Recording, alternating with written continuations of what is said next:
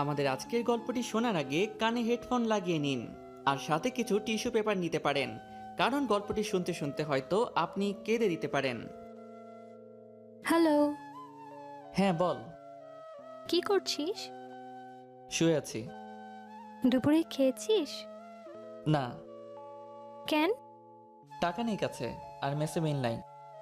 শয়তান, বিকেল হয়ে গেছে, এখনো খাসনি? তাড়াতাড়ি বাইরে আয়। ছেলেটির নাম শুভ আর মেয়েটির নাম নীলা।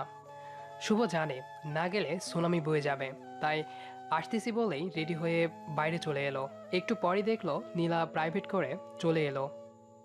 তারপর শুভকে তুলে রেস্টুরেন্টে নিয়ে গেল। শুভ এক মনে খাচ্ছে আর নীলা মনোযোগ দিয়ে শুভর খাওয়া দেখছে। এভাবে আর কতদিন?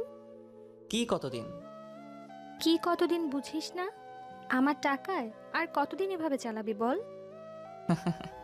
আমার একমাত্র বইয়ের বাপের টাকায় খাবো তো এতে কিপটামির কি আছে?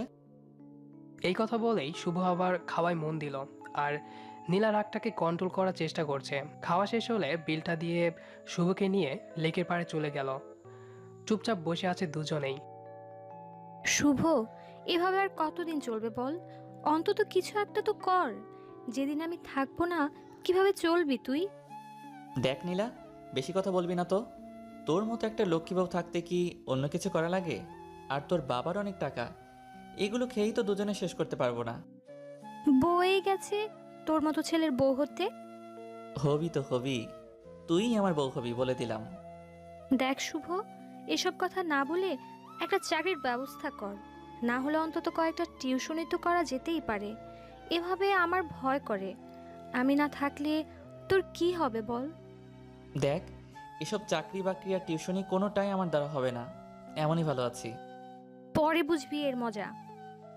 কথাটি বলেই রেগে নীলা উঠে চলে আসছে আর শুভ উঠে পিছু নিল ওর।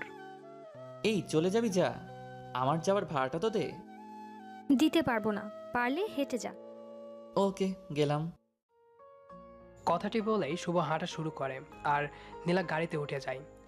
কিছুক্ষণ পর নীলার গাড়ি শুভর কাছে এনে কাজটা নামিয়ে 1,000 টাকার একটা নোট শুভকে দিয়ে বলল, লিখে রাখিস, পরে শোধ করে দিস।